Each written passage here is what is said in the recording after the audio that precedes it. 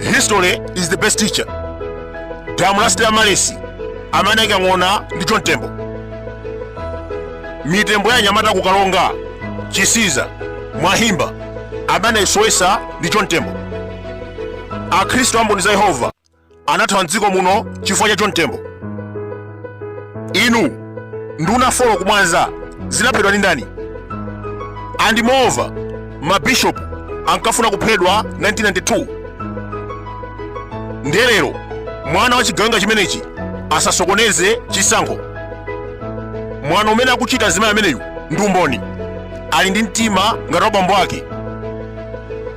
Taona legislation phase 1 smartmatic system imeneyi ikulowesa maidea fake kumaso ana ku Central Region. Umboni tinawo sikuti tikulota.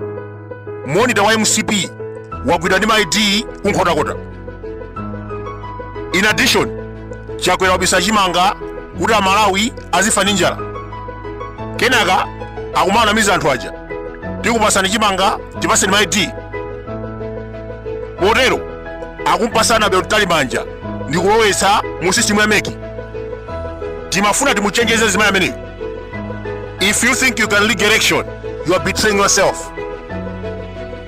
Anthu atopa ndi chakwera, koma ngati afuna kupitiriza mpaka 2030 awine mwachilungamo, osati kutenga maidi ana ndi kumayika mu system.